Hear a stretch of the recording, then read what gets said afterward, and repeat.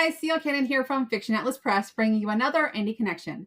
And today I'd like to tell you about some indie books that you might enjoy if you're a fan of Half Bad by Sally Green. The first book I have for you is called The Hollow Gods by A.J. Verana. Black Hollow is a town with a dark secret. For centuries, residents have foretold the return of the Dreamwalker, an ominous figure from local folklore said to lure young women into the woods and possess them.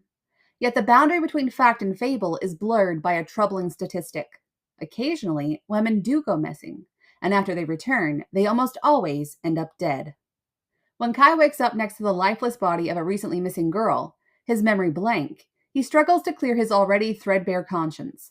Maya, a floundering university student, experiences signs that she may be the Dreamwalker's next victim. Can she trust Kai as their paths collide, or does he herald her demise?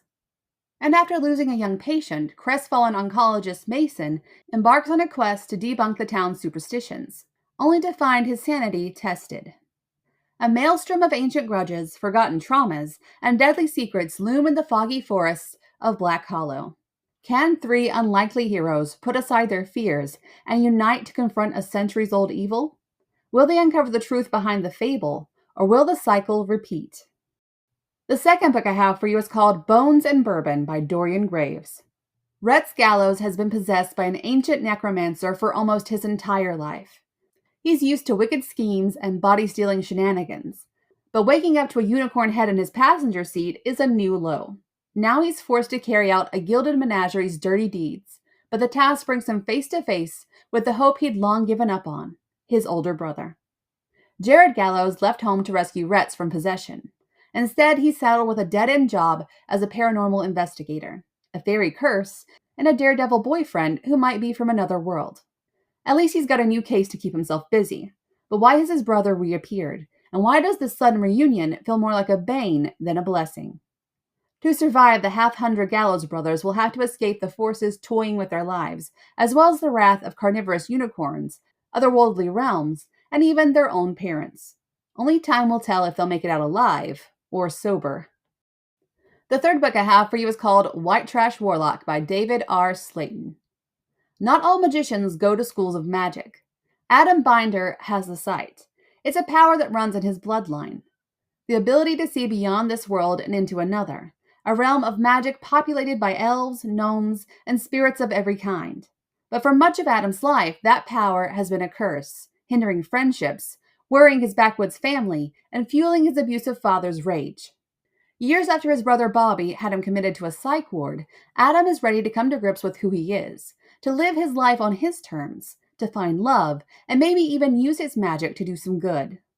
Hoping to track down his missing father, Adam follows a trail of cursed artifacts to Denver, only to discover that an ancient and horrifying spirit has taken possession of Bobby's wife.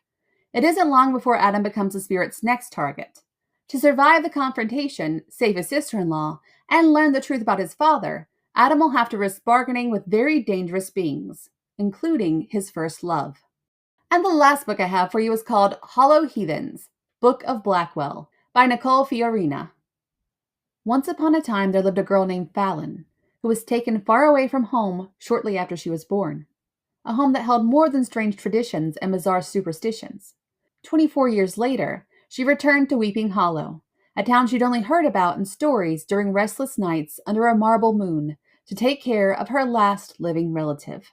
They called the nosy mortician a freak show, a ghastly thing. They said I couldn't go near her. Still, there was this aching pull to Fallon Grimaldi that I couldn't escape. A nostalgic pull, as if we'd been here before. Once upon a time there lived a mysterious boy named Julian, with a curse as old as centuries wrapped around his soul. He was one of the 4 hollow heathens, the very dark creatures who caused the town's people to live in fear. And the Blackwell name was stained with darkness and death. They called him a monster, cold and hollow. They said I shouldn't go near him. Still, there was this aching pull to Julian Blackwell that I couldn't escape. A nostalgic pull, as if we'd been here before. Okay, that's all for me this week. I'll see you next week on the Indie Connection. Bye.